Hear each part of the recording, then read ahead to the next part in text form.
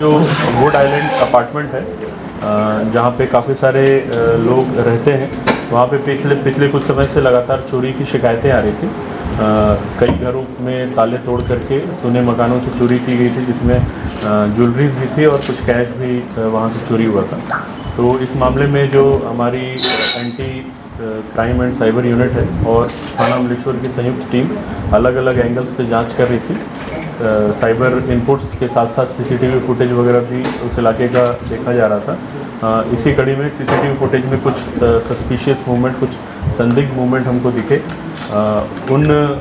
उस सीसीटीवी का फिर फॉलोअप लिया गया, ट्रेल एक बनाया गया और फिर रायपुर के पास जो धमतरी रोड है, सदानी दरबार, वहाँ से हमको जो मेन मुख्य आरोपी है, जो मेन चोरी करता था व्यक्ति, उसको पकड़ने में सफलता हासिल हुई। जो मुख्य आरोपी है उसका नाम सुरेंद्र विश्वकर्मा है। ये पहले भी चोरी में संलिप्त रहा है और इसने से जब हम लोगों ने पकड़ करके पूछताछ किया तो इसने उस इलाके में चोरी करना कबूल किया है और इससे फिर हम लोगों को लगभग 11 लाख रुपए की मशरूका मिली है, जिसमें कुछ सोने चांदी के जेवर हैं, कुछ कैश है, काफ़ी सारा कैश इसने खर्च कर दिया था। एक लैपटॉप भी इसने चोरी किया था, लैपटॉप भी बरामद हुआ है और इससे हम लोगों को और भी कुछ महत्वपूर्ण जानकारियाँ मिली हैं। ये सोने चांदी के जो जेवर है ये अपने 2 साथियों के साथ में उनको खपाता था। ये जो 2 साथी हैं सोने चांदी का ही काम करते हैं, तो ये लोग अपने पास इसको रख करके फिर धीरे से बेच देते थे मार्केट में इसको। तो तीनों को अरेस्ट कर लिया गया है और आज तीनों को न्यायिक रिमांड पे भेजा जाएगा और उम्मीद करते हैं कि उस इलाके में जो चोरियां लगातार हो रही थी वो इनके जेल जाने से बंद हो जाएंगी। ये लोग कब से चोरी में ये 4 महीने से ये पिछले 4 महीने से लगातार वहाँ पे उस एरिया में एक एक करके चोरी कर रहे थे और ये जो सोनू है, जो सुरेंद्र विश्वकर्मा मुख्य आरोपी, ये काफ़ी पहले से चोरी की गतिविधियों में संलिप्त रहा है। अभी हम लोगों सीसीटीवी रायपुर यहाँ जो अमलेश्वर टाउनशिप है वहाँ से लेकर के फिर रायपुर के लगातार, क्योंकि वहाँ पे ITMS का सिस्टम है अपने पास में, तो जितने भी रास्ते में जो ट्रेल था वहाँ जितने भी सीसीटीवी कैमरे थे सबको खंगाला गया। लगभग 70 से 80 सीसीटीवी कैमरे हैं जिनको हम लोगों ने जिनका परीक्षण किया है और उसके बाद फिर इनको पकड़ने में सफलता हासिल हुई। इनके यहाँ गलाता कहाँ था? ये जो 2 इनके साथी है ये लोग वही सोने चांदी का ही काम करते हैं, शिव शंकर और जितेंद्र। पुलिस वाले ना सर ला रहे हैं। ये सुनो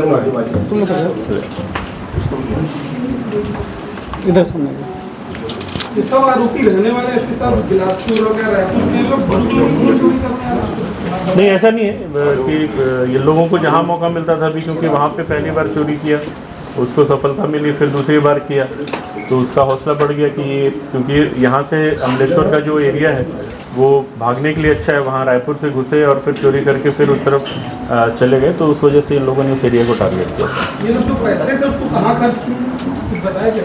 पैसा अपने खुद के जो उपयोग में ही इसने खर्चा किया है।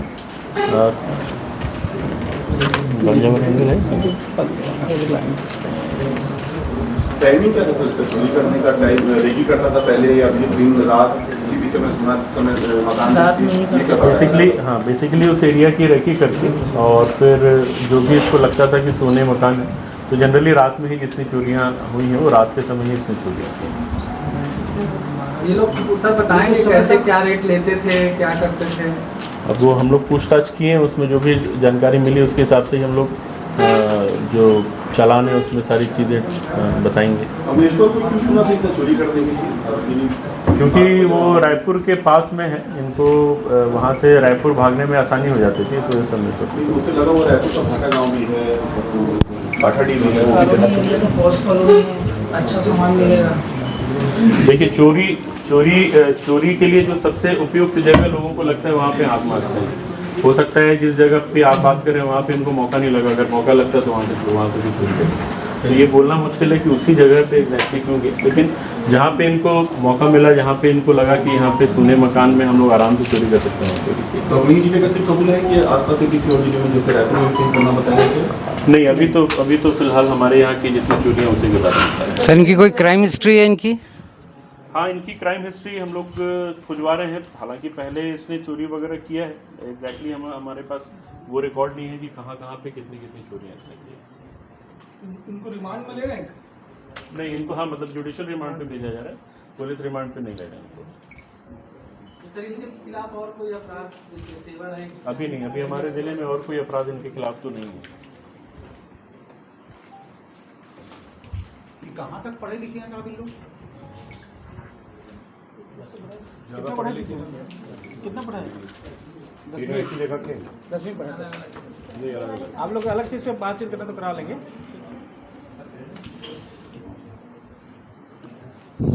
एक बिलासपुर का, एक रायपुर और 2 रायपुर के हैं। मुख्य आरोपी है वो बिलासपुर का है, बाकी 2 रायपुर के हैं।